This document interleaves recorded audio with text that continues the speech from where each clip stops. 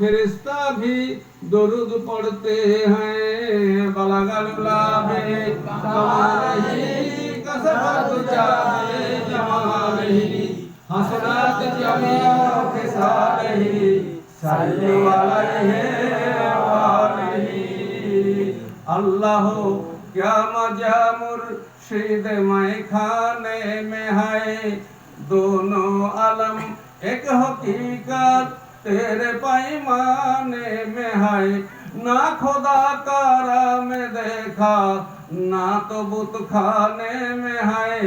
अल्लाह क्या मजा मुर्शिद मैं खाने में है। एक शराबी था कि उसका कब्र मैं खाने में है। अल्लाह क्या मजा मुर्शिद मैं खाने में है। बलगल उलाबे कमालही कसरत जमालही हसरत जमीओ खिसालही सल्लु अलैहि वालैहि। তানাজ্জালুর রহমত ইনদা যিকরি সালেহিন, অর্থাৎ যেখানে মাহফিলে মিলাদ হয় সেখানে সালেহিনদের রহমত নাযিল হয় এবং আল্লাহ পাকের শান্তি বাড়ি সেই স্থান বর্ষিত হয়ে থাকে। সুবহানাল্লাহ। আজ যে আপনারা এখানে এসেছেন কি উদ্দেশ্যে? ইমাম পাকের উদ্দেশ্যে বা বড় পীর সাহেব আব্দুল কাদের জিলানীর উদ্দেশ্যে। আজকে যে রাত একে লাইলাতুল আশুরার রাত বলা হয় বা দিন বলা হয়। এই রাত এই দিনে আল্লাহ পাক লাখ কমকে সৃষ্টি করেছেন, চন্দ্রকে সৃষ্টি করেছেন, সূর্যকে সৃষ্টি করেছেন, আদম আলাইহিস সালামের গুনাহ মাফ করেছেন, আদম আলাইহিস সালামের কালবে রূহ ফুঁকেছেন এই তারিখে নূহ আলাইহিস সালামের কিস্তি জেগেছিল পাহাড়ে। এই তারিখে সালাম আলা ইব্রাহিম, হে অগ্নি তুমি ইব্রাহিমের উপর প্রচ্ছন্ন থাকো, একটা পশম পর্যন্ত পড়াতে পারবে না। সে ওই আশুরার দিন, বুঝতে পেরেছেন? এই দিন আল্লাহ পাহাড় সৃষ্টি করেছে, পাহাড় পর্বত সৃষ্টি করেছে, সাগর সৃষ্টি করেছে এই আশুরার দিন। আর এই আশুরার দিন কি দুনিয়া ধ্বংস হয়ে যাবে, বুঝতে পেরেছেন? সেদিন হবে শুক্রবার, আশুরার দিন, সেই দিন হবে রোজ কিয়ামত। খেয়াল থাকে যেন।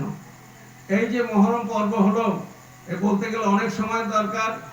এইটুকু জেনে রাখবেন, আল্লাহ পাক কোরআনের সূরা রহমানের মধ্যে বলেছেন কুল্লু মান আলাইহা ফানি ওয়া ইয়াবকা ওয়াজহু রাব্বিকা যুল জালাল ওয়াল ইকরাম। দুনিয়ার মধ্যে যাবতীয় বস্তু ধ্বংসপ্রাপ্ত হবে, কেবল জাত পাক কায়েম থাকে।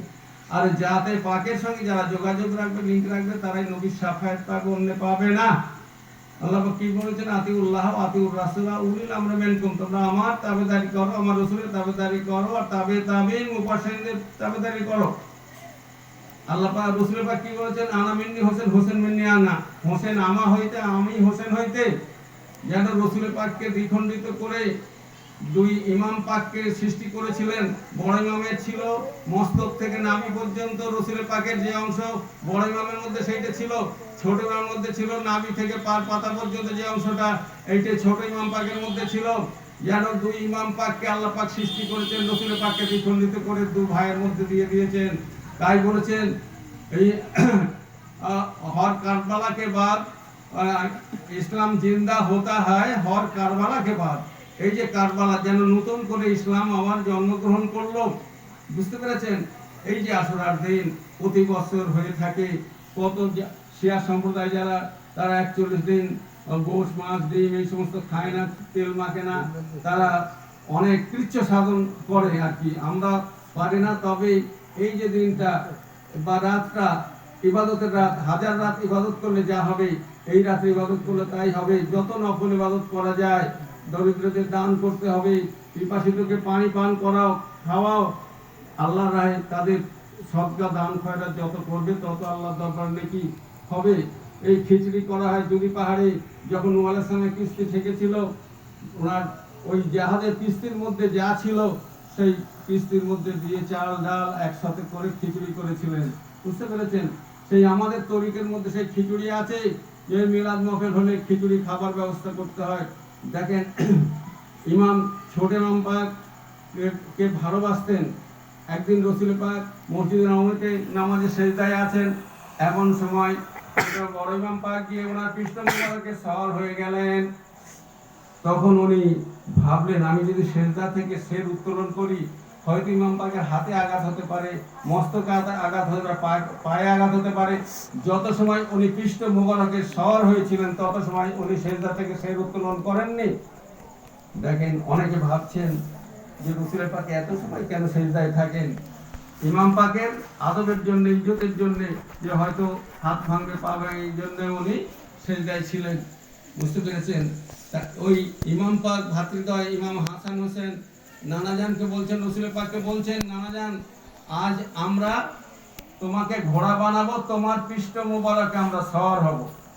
তা নানাজান হাসতে হাসতে, যেমন ছেলে মেয়েরা হাতে পায়ে হাঁটে, দুই ভাই পৃষ্ঠ মোবারকে থাকবেন, ইমাম পাক সামনে দাড়ি মোবারককে দুভাগ করে লাগাম করে চালাতে যেমন ঘোড়া যায় ওইরকম হাতে পায়ে হেঁটে হেঁটে যাচ্ছেন। তাই বড় ইমাম পাক বলেছিলেন ইমাম ভাতৃদ্বয় যে নানাজান আমরা আপনার থেকে বড়। কি করে? যে আমার আব্বাজান হচ্ছেন শেরে খোদা হযরত আলী করমুল্লাহ ওয়াজহু, মাতা হচ্ছেন ফাতেমা খান্নেসা, নানাজান হচ্ছেন আহমদে মুস্তাফা মুহাম্মদ মুস্তাফা সাল্লাল্লাহু আলাইহি ওয়াসাল্লাম। ওই আপনার পুষ্টি নামায় দেখান। তখন রাসূল পাক বলছেন, হ্যাঁ তোমরা আমার চেয়ে বড়। আর একদিন দুই ভাই নানাজানকে খুঁজে পাচ্ছেন না। দুই নানাজান খুঁজে উনি একটা খুরমা বৃক্ষের নিম্নে বসে আছেন। বেলা প্রায় শেষ হতে চলেছে। দুই ভাই যে গলা পাঁজা করে ধরে বলছেন, নানাজান আপনার আজ এইরকম মলিন অবস্থা কেন? তখন রাসূল পাক কি বলেছিলেন যে তোমরা কি আমার গুনাহগার উম্মতের জন্য শহীদ হতে পারবে, জীবন দান করতে পারবে আমার উম্মতের সাফায়াতের জন্য? তখন ইমাম ভাতৃদ্বয়, তখন রাসূল পাক কি বলেছিলেন? ইমাম ভাতৃদ্বয় বলেছিলেন, আমরা জীবন দান করলে যদি আপনার গুনাহগার উম্মতের সাফায়াত হয়, আমরা হাসি মুখে জীবন দান করব। তখন রাসূল পাক বলেছিলেন, কোন শত্রু যদি তোমাকে আক্রমণ করে, বড় ইমামকে বলেছিলেন তুমি কি করবে?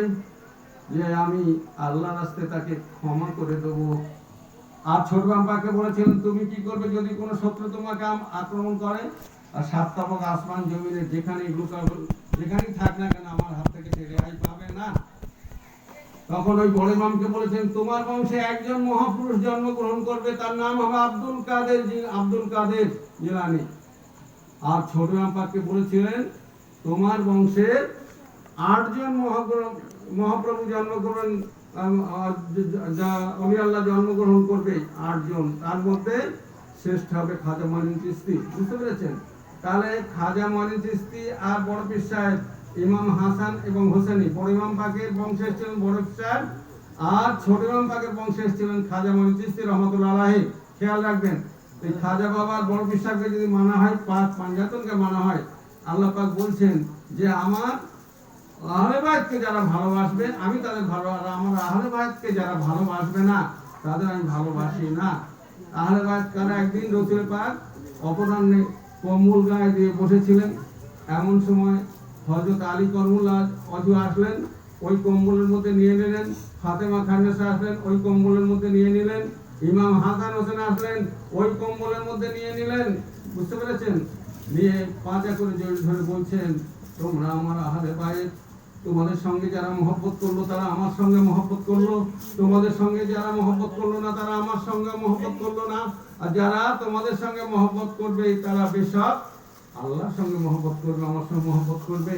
তাহলে সেই যে রাসূলের পাকের আল আওলাদ তাদের প্রতি আমাদের লক্ষ্য করতে হবে। এই যে বছর বছর যে মহরম পর্ব হচ্ছে, এই আশুরার রাত হচ্ছে, আমরা পালন করে আসছি।